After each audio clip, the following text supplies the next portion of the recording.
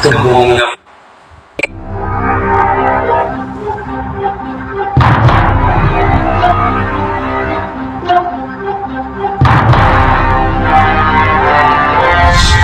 saya terima kasih sama pendidik itu lagi. Mudah-mudahan proses pendidik ini bisa agak atas dan cepat diproses, karena kalau bertele-tele begini gembongnya fitnah ini masih berkeliaran. Ini gembongnya fitnah, jadi kita kalau udah kepalanya dulu, nanti baru kacung-kacungnya kita sikat.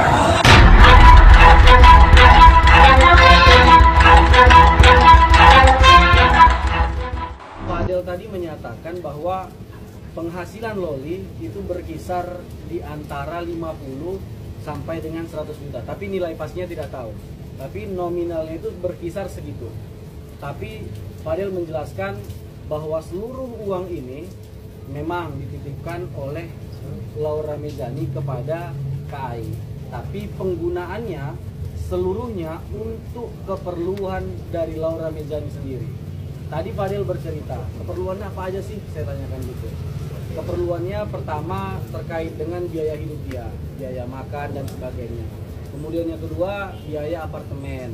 Yang ketiga, biaya perawatan diri, biaya untuk membeli skincare. Tadi Fadel menyatakan bahwa LM ini yang termasuk skincare-nya sangat mahal. Bahkan dalam beberapa kesempatan, keluarga dari Fadel, KAI juga pada khususnya, sering menyatakan untuk jangan terlalu boros terhadap uang, kan begitu. Tangkap dan diamankan di lapas Palembang. Maka hari ini saudara I atau IL gitu ya, itu akan dimintai keterangan sekaligus nanti memastikan kapan penyidik untuk memeriksa dia di lapas Palembang. Intinya begitu selesai hukumannya ini dia akan lanjut hukuman yang kedua, begitu. Nah, adapun yang kedua, kedatangan saya hari ini untuk satu memastikan laporan kedua, panggilan kedua terhadap saudara Nikita Mirzani sudah jalan atau belum. Kan katanya dipanggil yang kedua, apakah NM datang atau tidak. Kalau Nikita Mirzani tidak datang, berarti selesai hak dia untuk klarifikasi naik ke penyelidikan dan penyidikan. Dan kalau ini sudah naik ke penyelidikan dan penyidikan, artinya prosesnya harus segera berjalan. Nah, yang ketiga, saya akan komunikasi dengan pihak penyidik tentang seseorang yang sudah saya tunjuk guna melanjutkan penanganan terhadap saudara Fadel Al-Fajar Bajidik. Kemarin saya lihat Pak Umar, Bintang, Martin jenguk ya, Pak. Hari Kamis, dan nanti saya akan sampaikan ke penyidik bahwa sudah ada orang yang saya tunjuk untuk penanganan perkara, karena beberapa klien juga saya harus fokus, dan begitu juga dengan kasus-kasus yang lain. Kemudian tentang Hotman Paris, dia katanya sudah keluar rumah sakit.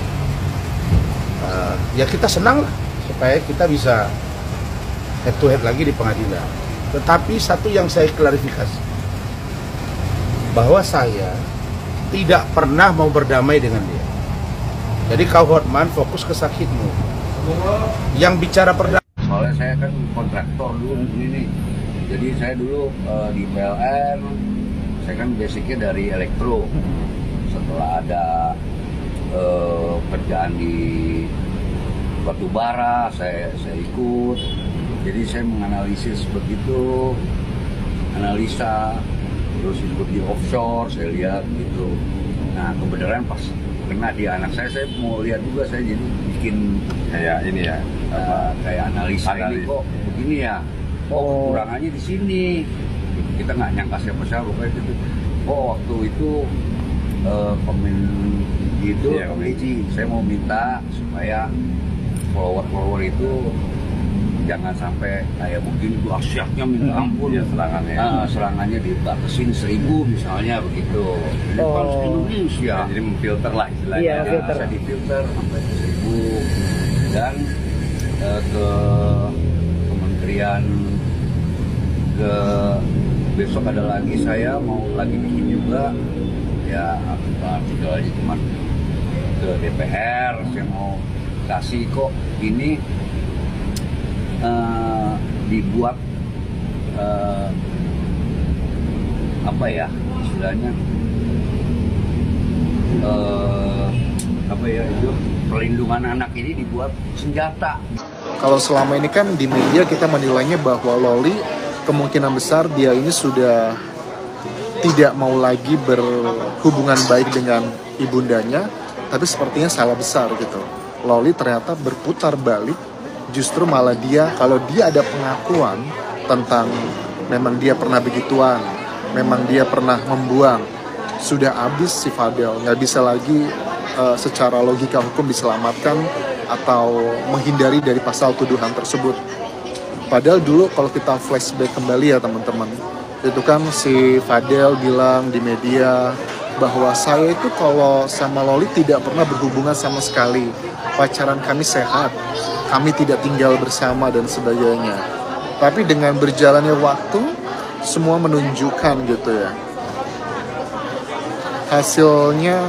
Hasil otopsinya Pak, ya itu juga salah satu alat bukti keterangan ahli ya.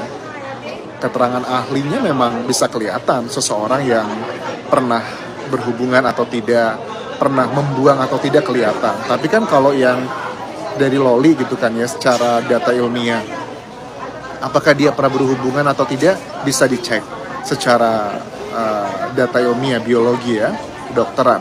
Tapi kan untuk menentukan siapa yang melakukannya, nah itu kan harus ada saksi-saksi atau alat bukti lain.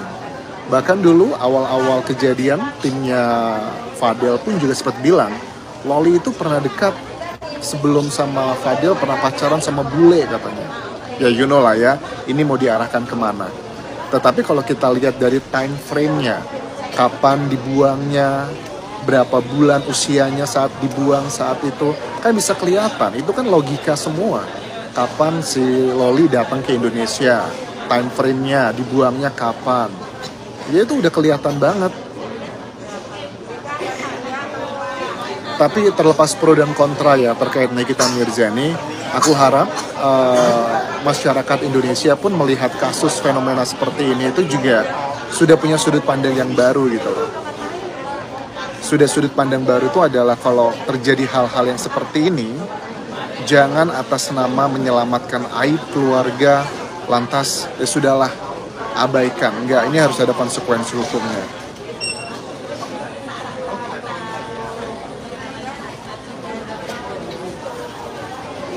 Jadi sudah banyak yang Loli sudah terus terang ya. Aku yakin sih Nikita Mirzani terlepas pro dan kontra, ada yang suka ada yang enggak. Kayak akhirnya berbulan-bulan apa yang gue perjuangkan akhirnya selesai. Tuhan maha baik. Kalau Tuhan gak baik guys sama gue, gak mungkin kucuk-kucuk itu yang namanya Laura Mezani Mawardi mau jujur bicara apa adanya tentang kejadian yang sudah dialami tanpa paksaan sedikit pun. Apa namanya kalau bukan Tuhan maha baik? Mungkin memang harus jalannya seperti ini.